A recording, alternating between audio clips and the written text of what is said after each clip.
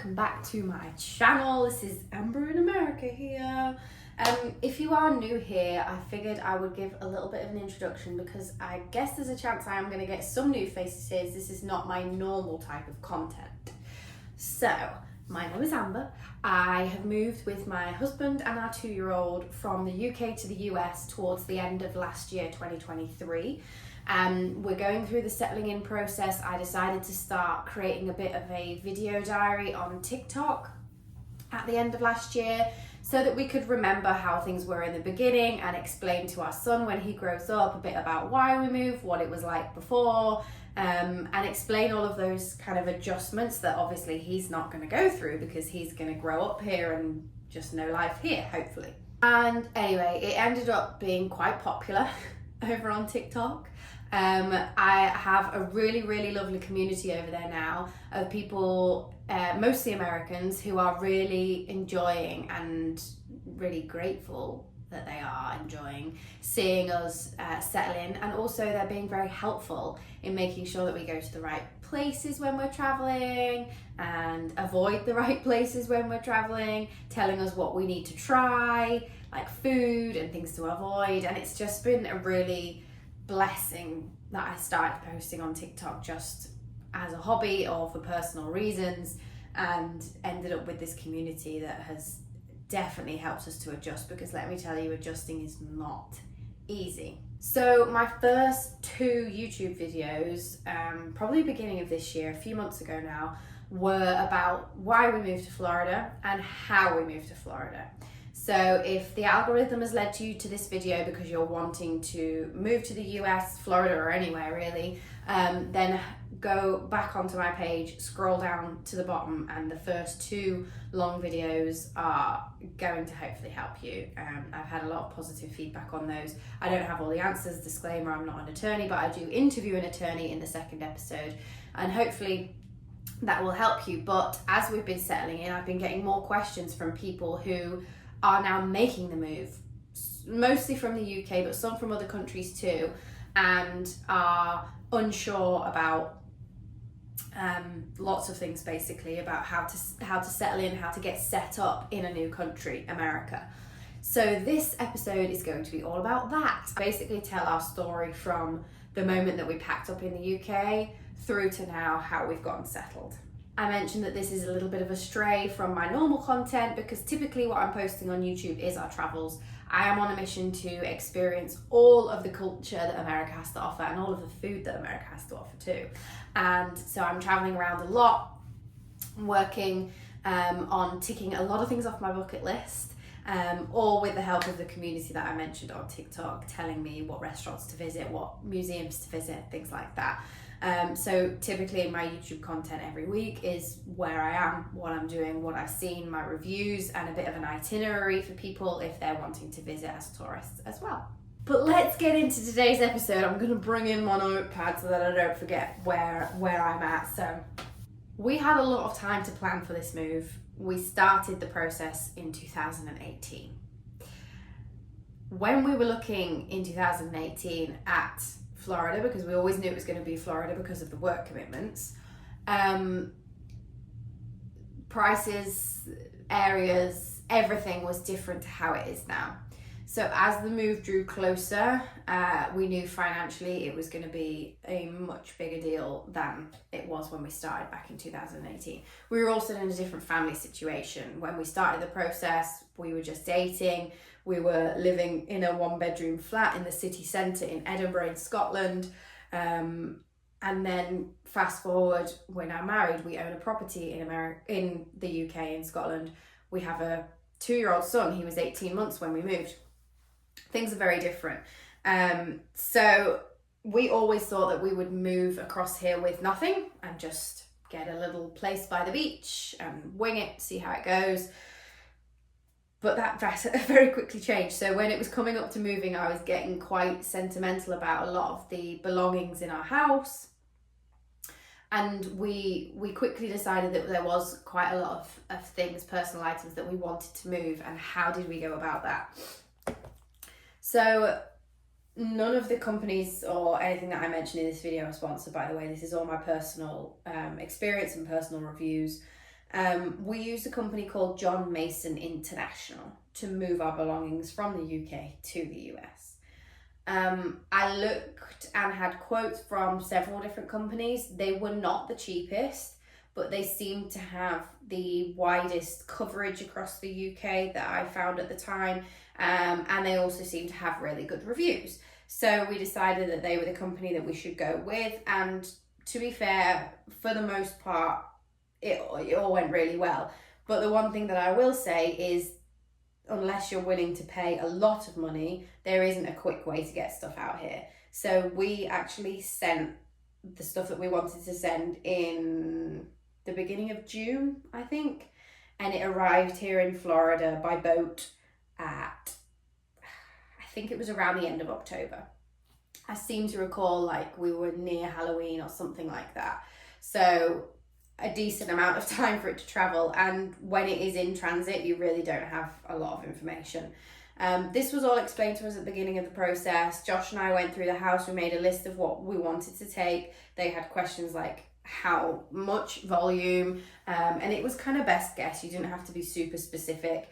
And then they asked for dates, they asked for addresses, you had to fill out some insurance forms and give them the paperwork that showed that you were legally entitled to move to America and all the rest of it. And then they take care of the packing, the transport within the UK, the customs clearance at both sides, and it literally just turns up at your door. So although it's long, it was probably the least stressful part about the move, if I'm honest. The day that we were packing up the house, they arrived, they wrap everything. We had one vase break in this whole journey, and there was a lot of china and crockery. We bought all of our plates and things out because of the cost of living here. We were like, well, we may as well take these things. It's actually going to be cheaper to ship them than to replace them. So I would recommend using them. I would recommend shipping stuff, because we have found things that we've needed to buy here have been a lot more expensive. Maybe that's just South Florida, do your research. But actually it cost us, I think, around £2,000 to make that transit. By the way, if we had flown it to get it there quicker, it was like 20, 30, 40,000 pounds crazy. So we sucked up the weight, like we managed. And we shipped out like one bed, Rory's nursery furniture, this chair, there's a cot over there, a big chest of 6 drawers, and then I think that was it for the main furniture. No mattress or anything like that. And then it was just personal belongings, all of the clothes that we couldn't fit in our suitcases at the time and didn't really need, pictures, picture frames, vases, crockery, cutlery, pots and pans, just odd bits and bobs. And I think there was probably 18 large boxes in the end, and it cost us about £2,500. Obviously we didn't ship any electrical stuff because that was too much hassle to have the plugs replaced, so we left all of that behind. But basically when we moved in, we had more or less everything that we needed, but I'm going to speak more to that later on. Moving on, people have asked us how much luggage did we take. Knowing that most of our belongings were going to be not with us for several months, we took more luggage than we probably actually needed. I think we took 4 large suitcases for us two and our little boy, and to be fair, most of it was for him, because I realised there was no point in shipping any of his clothes because he would have grown out of them by the time that we got here. So pretty much all of Rory's stuff we took on the aeroplane,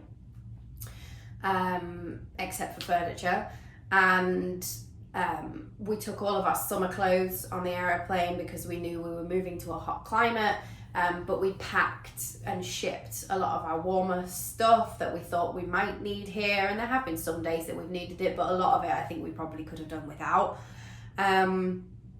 So yeah, 4 large suitcases, and that was well worth the cost. So the next thing that was obviously top of mind was, where are we going to live when we get to Florida? We knew that we didn't want to buy a house because we didn't know where we wanted to be exactly. We wanted to have the freedom and the flexibility to explore the area before we made any longer term commitments.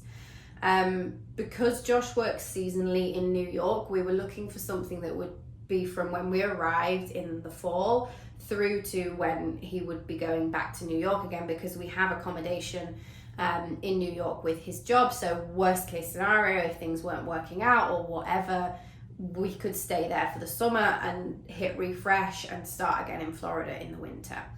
So we did have that to fall back on. But obviously when the summer was coming to an end, we knew we needed to be somewhere, and we weren't able to view anything in person.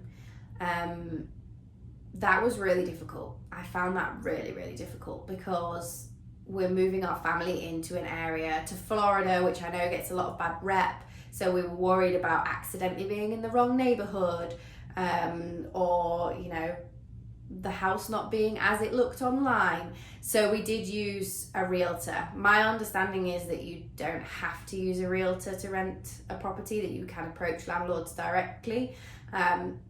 But I definitely wouldn't do that. And to be fair, even being here now, I still don't think that I would do that. I enjoyed, or not enjoyed, the whole process was very stressful, but I was pleased to have the representation, somebody who understood what we wanted and was here and could go and look around and FaceTime us from the properties.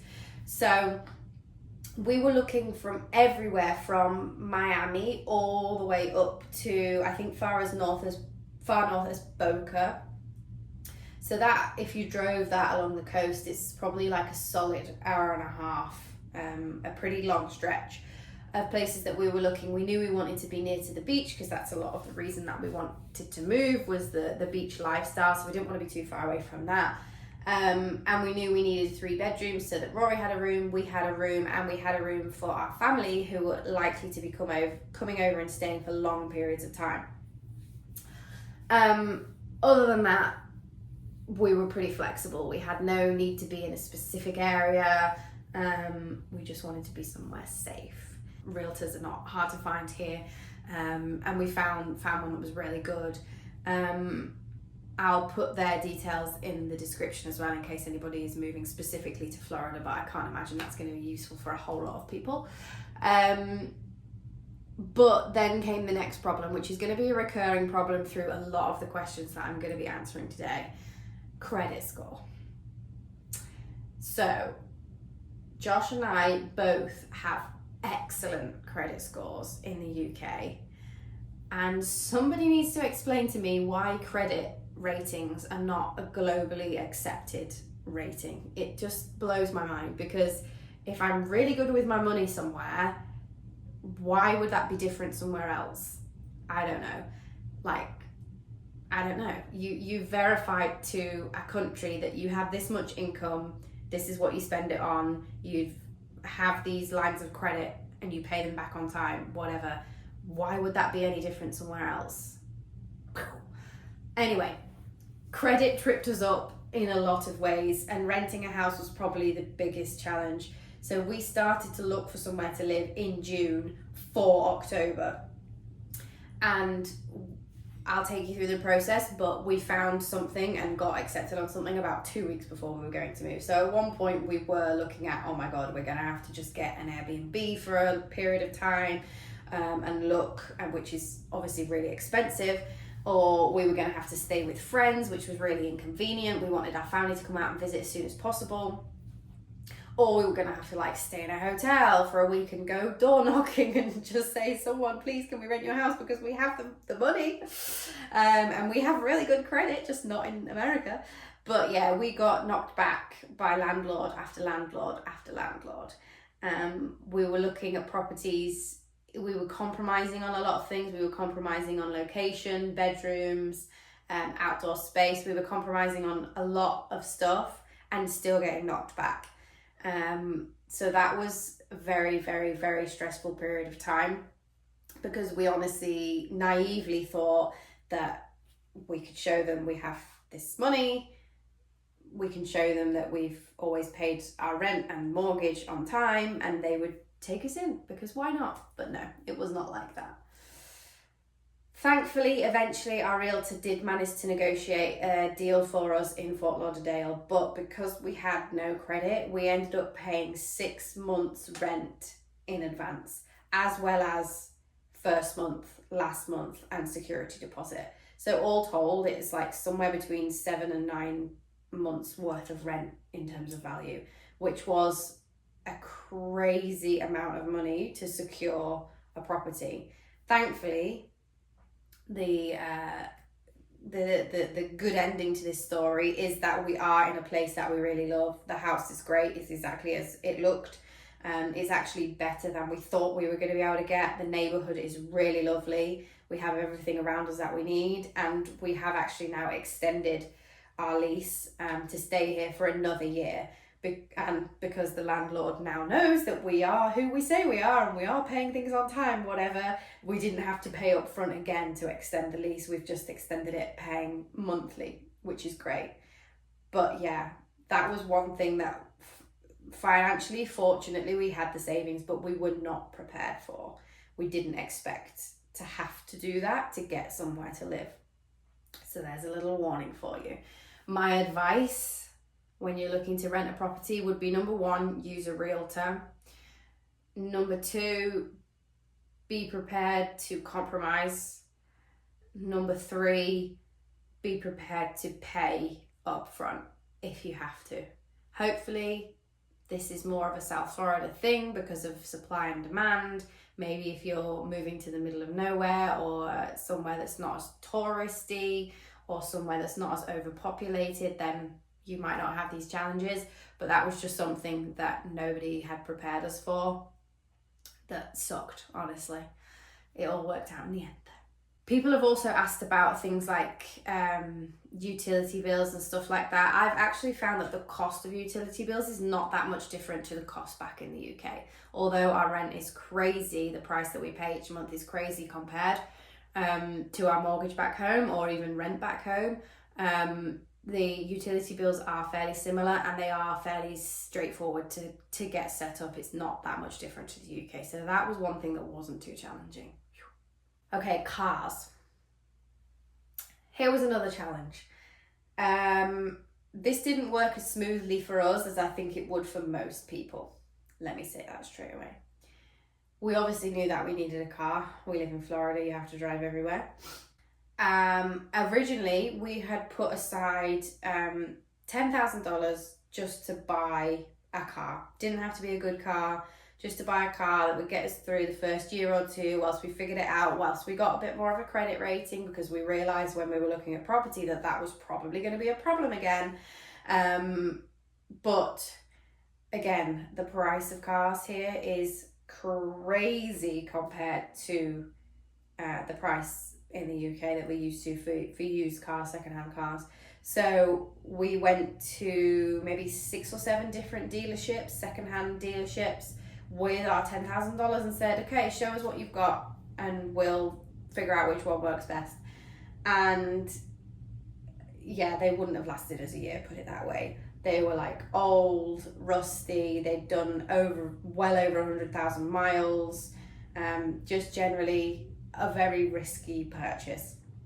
So when we realized that that money wasn't gonna get us what we needed, and even if we doubled that money, we would still be not getting something great. It felt like a not very good way to spend. So we looked at leasing options instead. This was a challenge that we actually couldn't overcome on our own. So I don't know if this would be possible for everybody. We wanted to lease myself and my husband on the agreement, and we couldn't. We went to several different dealerships again and said, okay, we want to lease a car, gave them all our details, went through the process, and we just kept getting told, no, the interest rates are like ridiculous, or if even that, a lot of places were saying there just aren't any lenders who will agree to this because of your non-existent credit rating. It was like banging your head against a brick wall at this point. So we were very, very, very fortunate that one of our friends offered, we didn't ask, offered to go on the title with us. So the car we leased, it's me and a friend who's American, who has great credit score, who, you know, is somebody that the banks and other third parties will quite happily lend to.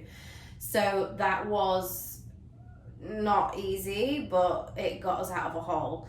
There are obviously other options for cars. Again, similar to the UK, you can lease or you can finance the full value or do all these other things. Because of interest rates and everything else, we ended up going for leasing. It made the most sense. So we have the car for 3 years, and then at the end of that, hopefully we'll be able to take our friend off, put Josh on and carry on. We'll see. All the while, obviously, that is helping to build my credit score as well, which is great. And I'm going to talk a bit more about that later when we talk about banking. Whew. It's a very stressful episode, recalling all of this. But yeah, so we ended up managing to get a car, and I think our car payments are we drive a Jeep Compass. We needed the boot space. It's actually not as big as I thought it was going to be. Again, we had to choose the car without seeing it. And we literally got to the airport and the dealership delivered the car to the airport for us, and we got in it and we're like, okay, well, this is what we're driving for the next 3 years. No going back now. It's thinking back, I'm like, God, this was crazy, but that's just what we had to do. Thankfully, one thing that I will say, when we were looking at buying secondhand, there was a lot of responsibility on us to like register the car and get, we call it a number plate, you guys call it a registration plate, in the right state, and sort all the insurance by yourself and everything else like that. And I felt like that would have been even more stressful. In some states, I don't know if this is a thing in all states, but in some states you have to have the car like checked when it's bought at the time of getting the registration, before you get the registration plate put on it and stuff like that. It's crazy. It's just a completely different system. So if leasing or financing is a viable option for you once you've spoken to the dealerships, the good thing is, again, the same as using the realtor for doing the properties, they take care of things for you. They do all of the registration. They make sure that it's as it should be, so that literally for us, they delivered it to the airport and we drove off. We didn't have to think about anything else. So that was really helpful, and that also extends to insurance. Yes, you do need to have car insurance in this country, just the same. The way that insurance works is completely different. You insure I have to get this the right way around. You insure the car and kind of not the person. I say kind of, it's very weird the way that it works, but basically, unlike in the UK, where if I own this Jeep and I've insured this Jeep and my name is on the insurance, I can drive it. But somebody else, unless their insurance permits them to, which is getting more and more and more and more rare, they can't drive my car. Whereas here, we insure the car, which I'll talk about, and actually anybody with a valid license can drive it. It's at my risk, because if they have an accident, it's my responsibility. Again, that might be different in different states. I'm getting to learn the fact that most things are different in different states. But yeah, that is the general way that it works, which has been really helpful, because it means when our family come and visit, they can use the car. We don't have to change our insurance or add them to it or anything like that. The insurance has my name on it, it has Josh's name on it, and it has our friend's name on it that is on the title just because it had to. But that was all dealt with by the dealership. It didn't have to be. You can sort that on your own, and there are comparison sites just like there are in the UK, where you can just put in your vehicle details, the insurance that you want, and it throws you back results, and you can just click through and essentially purchase the plan. And we did look at that, but actually the figures that were coming back were exactly the same cost as the broker that worked for the dealership, who could organise it all for us, and then he reminds us when it's due. The other thing that I found really strange about insurance here is that it's every 6 months. We couldn't get a 12-month plan. So for 6 months, hold on to yourself right now, because for 6 months of car insurance, it cost the best part of $2,000. So again, another massive expense that we weren't necessarily prepared for, because it's hard to get this information until you're actually doing it. So that was an outlay. It gives you kind of the same coverage that you're used to and everything else, but the broker organised it for us, so we feel confident that it's all as it should be. He explained the policy to us, and then 6 months goes by and he messages and says, hey, it's time to renew, let's go again, here are your best options, these are the prices, blah, blah, blah. And the same as in the UK, I don't think it's called like no claims or anything like that. That I'm not sure, fact check to me. But the longer that you have insurance policies, the price does start to come down. And at the time that we insured the car, we had literally just moved. So we were both on our UK driving licenses, which did definitely add a little bit of cost. But when we came to renew it, when we're coming to renew it, we do now have our Florida licenses, which I'm going to talk about that process, and the price didn't come down that much. Like maybe $100, something like that. So yeah, we were kind of like, it's going to get cheaper, it's going to get cheaper. And yeah, it didn't make a great deal of difference, but what can you do? You need a car. The other thing to talk about in terms of cars is a driving license. This is the part that I don't think, as I say, I don't think this went as smoothly as it should have done. So I read a lot of stuff online before we came that you're only supposed to drive on a foreign license for X period, like 30 days, 60 days. Lots of sources say different things, so it's not that clear. I don't know what's correct. Honestly, I don't know what's correct. I don't know what would have happened if we were pulled over and it had been 31 days and the rule is 30 days and I presented. I honestly have no idea. However, because of the way that we moved, we didn't have, because we're doing the last process of the green card from within America, we didn't have the documentation that the DMV needed to go through the licensing process until that last stage had been submitted, acknowledged by, oh my God, I forget the name of the government entity that does the visa processing, acknowledged by them, approved by them, and they kind of confirmed receipt sort of thing. And that didn't happen for us straight away. So we're in the country, we need to drive, we're driving on our foreign licenses, we have the insurance on our foreign licenses, that's all kosher, but we couldn't get a Florida license for a period of time. If you go on the DMV website, there is a very clear list of the documentation that you need as an immigrant to change from a UK license to a state license or whatever other country that you're coming from, to change from a foreign license, shall we say. And it is all like basic immigration documentation. I'm not going to run through it because if you're going through this process, if you've gone through this process, it's all the normal documents that people want to see. So as soon as we had those documents, as soon as we got that kind of receipt and acknowledgement from the government agency, then we went and made our appointment at the DMV straight away. Just a hot second here to say that the DMV is the worst place on God's green earth. Every single time we went in there, the staff were incredibly rude, incredibly impatient, not understanding, not helpful. It was generally a horrible, horrible, horrible experience. The first time we made an appointment, we went online. We made an appointment to get a Florida driving license. We looked at the part of the website that said documentation that you need as an immigrant coming from another country. We got all our documentation together. Absolutely, categorically had the correct documentation. We turn up to the DMV and they say, oh, well, you just booked an appointment to get a license, but you can't get a license until you've done your written test and your practical test. Like, we kind of knew, we knew from our research that we had to do that, but at no point during the booking process did it say, like, don't book the appointment to get the license until you've booked this other appointment type to get, like, it was just so unclear.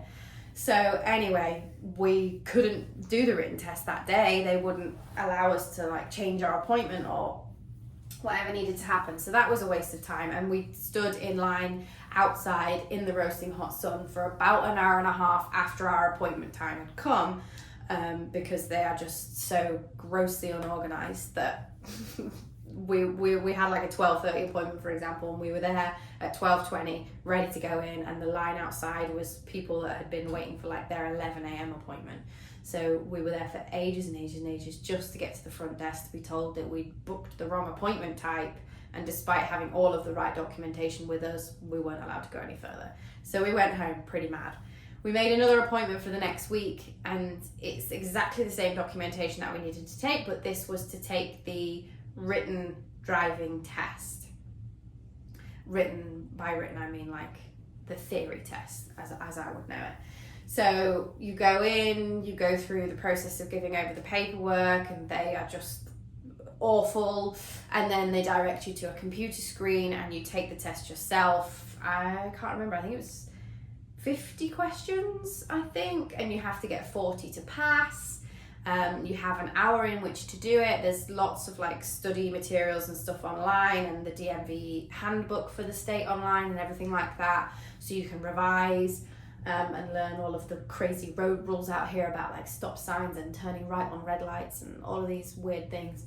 And you sit and take the test, and basically as soon as you've got 40 correct, the test times out. So if you get your first 40 questions right, you only answer 40 questions, blah blah blah.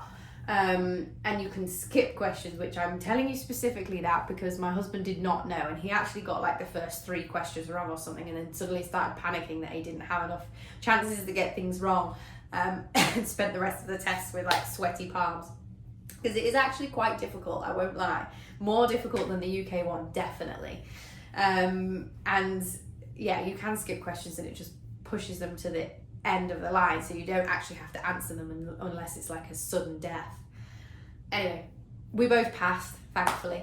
On the first attempt, there was no charge at this point. There was no charge for any of that. And then once we'd done the written test, you got like a receipt to say you passed, and then you can leave. You leave that day, and then you can book your practical driving test.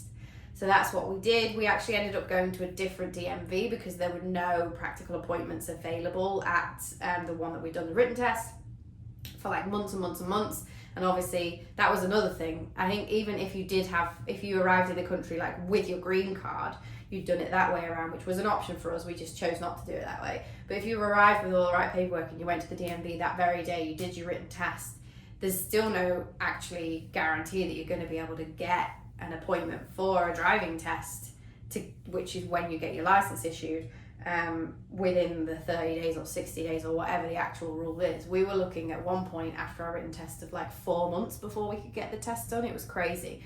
So we kept checking back for cancellations and ended up managing to get in maybe 2 or 3 weeks after the written test just by checking every day for cancellations. And we went in separately on separate days to do our driving test, which is quite possibly the most hilarious thing about Florida so far. You literally just drive around a car parking lot, sorry.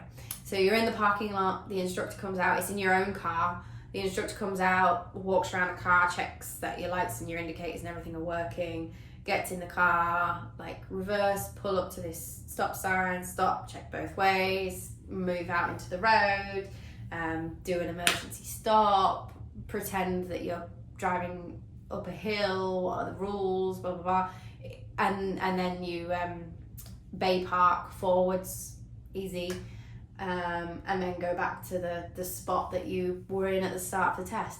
All told, less than 2 minutes, 2.5 minutes at a push. And then the instructor just gets out and hands you a piece of paper, you've passed your driving test. And I honestly don't understand how anybody could fail, but I'm sorry if that's you. So don't get too stressed about the practical, but definitely do revise for the theory.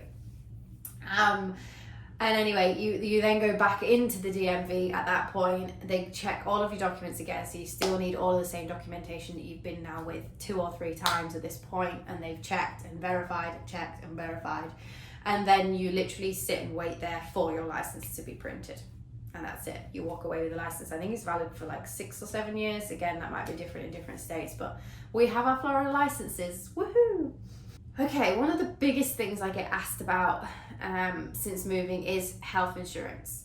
So in case you don't know, in the United Kingdom, we have something called the NHS, the National Health Service, which entitles everybody to free care, whether that's an appointment at the doctor because you've got an infection, or whether that's abdominal surgery, like whatever it is, it's free on the NHS. I know that sounds like a dream to most people in America, and I'm not saying it's a bad thing, but I'm saying it presents its own challenges. It means it's really quite difficult to get the care that you need. It means there are crazy wait times, even when your care is urgent. I have plenty of stories in my family and outside my family of people who need urgent chemotherapy, life-saving care, and on the NHS, they're waiting. And what else can you do? The other option is to go private, and there's a massive cost to that, just like there is over here. So it's definitely not all roses, but one thing I will say about the NHS is it's easy to use. By that I mean you move to a town, a country, you find a doctor's office, and by the way, we call them general practitioners, GPs. So you go to one doctor, whether it's a problem with your toe or a problem with your ear, it's the same doctor. And then if you needed to go to hospital, they would refer you to hospital, or if it's an emergency, you just go straight to hospital. But you go and find your local GP doctor's office and you fill out a registration form, and then you're a patient at that doctor's office, and when you have a need, you call up, you make an appointment. Oh, they all have different like appointment making systems, but that's like the general gist of it. So basically you fill out a form and you're registered at a doctor's, and that's it. In America, it is not that simple, and I still don't understand it, by the way. This is obviously going to be different if you are moving here with a job, essentially, if you're moving for work, if you're moving to an employer, because as I understand it, and I don't have this experience myself because obviously I'm not working for an American employer here, but as I understand it, healthcare is generally part of your employment package. So you can opt in or opt out, you can add your family members onto it, whatever, but you don't necessarily have to go through the process of finding a policy, finding a doctor's, everything like that. It's all kind of just there for you as part of your employment contract. But in our situation, both being self-employed until at least the green card comes through, at which point Josh works for the company that sponsored him, we obviously needed to get our own health insurance policy, just like you get your own travel insurance policy or your own car insurance policy. And again, we did not feel able to understand this process or do this on our own. So the first thing we did was look for a health insurance broker, the same way mortgage broker or anything like that. Somebody who can look for the deals for you, understand your circumstances, and actually like put the policy in place for you. So we did that. Again, I can put their details in the description, but that's only really going to be relevant if you're in South Florida, because as I understand it, there are lots of differences in different states for this too. So we spoke to him, we told him our circumstances, we told him about our health and all the rest of it, and he recommended this policy. We get this policy, we sign up for this policy, and I'm not even going to attempt to explain how the policy works because I don't fully understand it myself. There's like co-pays and I don't even know all the terminology, but basically if you go to the doctors, it's going to cost you, right? And how much it costs you depends on your insurance coverage, depends on your policy terms and all the rest of it. But that's all like dealt with at the time. So he recommends this policy, explains it all to us, we're happy, we sign up, and we pay a monthly cost for the coverage. And then it's to us to find a doctor that's in our network. So the policy is with X provider. X provider covers these doctors in your area, and you go and you register with a doctor in the same way that you would in the UK, just by filling out a form and saying these are our details, and also including your insurance details, and you get given like a little insurance card when you register with the policy. And you register with the doctors, and then that's your doctors. And again, I understand that there's the same thing for urgent care, like emergency care. So you have to go to an urgent care, emergency care that's in your network in order for your insurance to be okay. Like for you to be able to make a claim, it has to be somewhere in your network. So this is something, and I'm going to talk about another couple of things as well, that we definitely don't have our head around yet. And when we originally moved, I put all this pressure onto ourselves for like, right, we need to get this sorted, we need to get this sorted, we need to get this sorted, because we've moved from city to city and town to town in the UK several times. And you can have like everything like set up and ready in a week, no problem. But I totally underestimated the amount of research and consideration that goes into getting set up here. So we've tried to break it down and do like just what we needed to do straight away: the house, the car. Then within the first couple of weeks, think about the health insurance, because you don't know when you might need that. And just try and like give ourselves grace and get these things sorted step by step. And so health insurance, we got the policy in place. We got our son Rory registered at doctors, but as yet Josh and I have not registered ourselves at doctors. We obviously have the insurance, so if we had an urgent need, we could go to hospital, no problem. But if I woke up tomorrow and I was like, oh, I have this strange cut that I think is infected or whatever, and needed to just go to the doctors, we haven't got that set up yet. And so this is something that we want to spend some more time understanding for ourselves and figuring out for ourselves as we go through. And I'll keep you updated on that. Wish us luck. I don't know if there's anybody in the country who fully understands it, except hopefully our broker. He's been very helpful, thankfully. Okay, moving on to banking. Credit where credit's due, no pun intended. Banking was probably the easiest part of the move. We made an appointment at the Bank of America.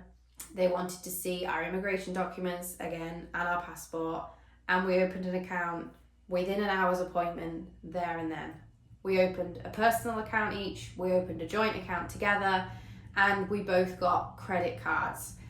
I put those in brackets because we knew from the problems with the house, the problems with the car, everything else, we knew that credit was really important, obviously, like it is in every country. And we knew that all of these years of building credit in the UK was now completely wasted. So we needed to build it here. And people had obviously said, phone contracts, everything else, get set up, and that will start to help to build your credit. The car will help to build your credit, the rent will help to build your credit, utility bills. But credit card is one of the quickest ways to build credit. So Bank of America actually offers this weird kind of credit card system, which was really, really useful to us. And I actually just got an update a couple of weeks ago that I'm really pleased I got before I made this video. So basically you get given a credit card, but it's your money. So basically you set up a credit card account with them and you give them money. I think it was like a minimum of $200 and a maximum of, I don't know, a few thousand. And it's your money, you put it in this account and you use the credit card like a credit card, you spend it and then you replace it, you spend it and you replace it, you spend it and you replace it, pay it off.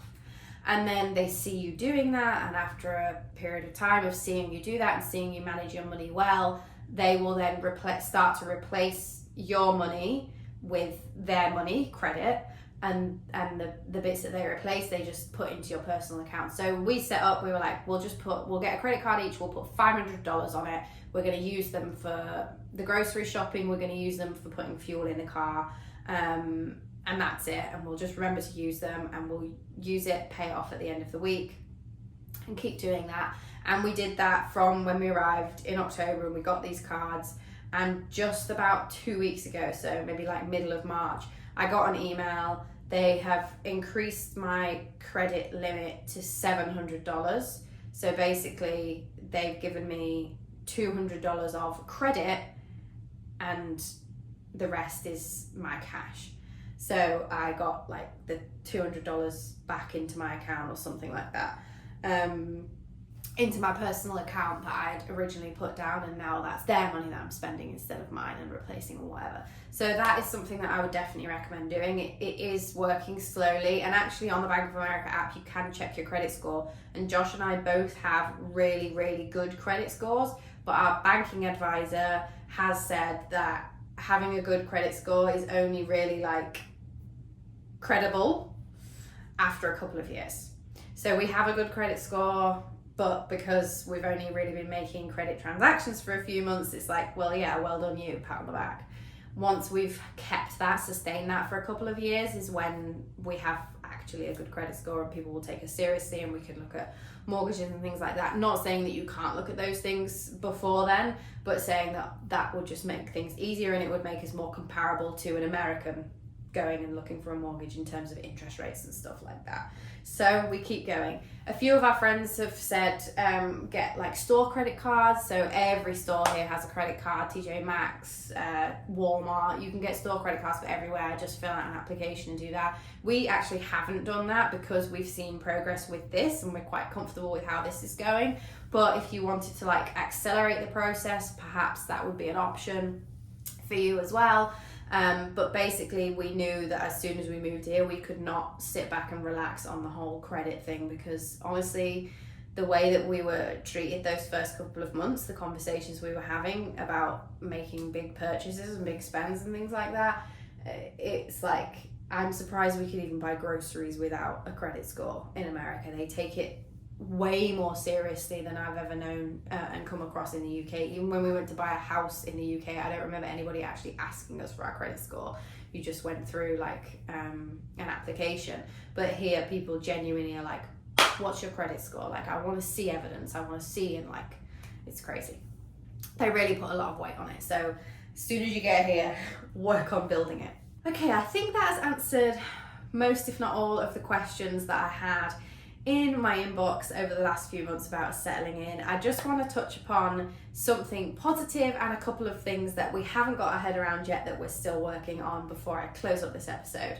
So, socializing. A lot of people have said, away from like the transactional period of getting settled in, like, how are you socializing? How are you finding friends? Because it's difficult as an adult, no matter where you live, to find a new group of friends that you didn't like know through school or know through work, particularly for us because we're self-employed as well. And I just want to shine the light on American people just being so much more like community based than I've ever known before. People just want to have a conversation, they want to say hello, they're more sociable, and we actually made our closest friends through a neighborhood party. Now, other than for like the Jubilee or some crazy big occasions in the UK, I can't think of an instance where I've ever known a neighborhood party in any of the cities or towns that I've lived in my life.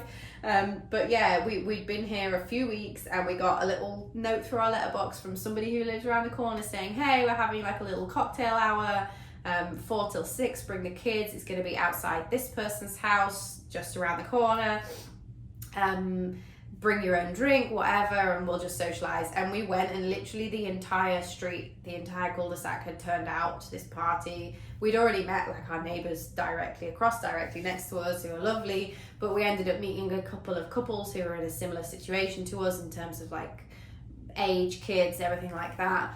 And we met them through that, and we would never have met them otherwise. I've also started going to the gym. I've met a few people there. Josh is still looking for opportunities to coach like kids soccer and stuff, to meet people there. But it's just, socializing has been really a lot easier than we anticipated. So of all the things that we were worried about moving here, we've had some surprises with like credit and paying rent up front. We've had some surprises negative, but we've also had some surprises positive, and that is finding our little community of people has been so much easier than any other move that we've made in our lives. When we moved to Edinburgh, for example, and it was a new city, it took us such a long time to find friends, and a lot of them ended up just being like friends through work. That was like, there's kind of an expiry date on that friendship and stuff like that, and not that much in common. But so that is one thing that I just wanted to highlight as a really positive, and try not to worry about that too much. It happened way more naturally and organically than we could have ever hoped for. And then the final thing to say is about like tax, accounting, retirement funds, college funds, all of this financial stuff that, as I mentioned, we've wanted to give ourselves a little bit of grace. But we are now starting to consider hiring accountants and wealth managers and figuring out the best ways to manage our money, because we have assets in the UK, we have assets here, our assets are growing in places, and you know, we have quite a complicated situation. Residency is in question, tax liability is in question, moving things between countries we don't understand. So we are figuring that out at the moment, and I would be happy if people are interested. I would be happy to do another episode when I have a better understanding of the tax systems for business and personal. So that is ongoing, and also retirement funds too. Again, I have no idea right now what our rights are to retirement funds in the UK. As things change, not a clue. And also retirement funds. Here I hear the term 401k thrown around a lot, which I assume is like the equivalent to a pension in the UK, because I've heard that, again, that's something that you get through your employment. Your employer will put into it, but you can put into it personally. You can have like risky or non-risky, or we don't understand any of this yet. But given that we are in late 20s, early 30s, we're probably 10 years too late already. It's something that we're really focused on getting a handle of in the next few weeks and getting set up, as well as college funds, because it's also no secret here that college is, you think university is expensive in the UK, college is disgustingly expensive. So yeah, there's that too.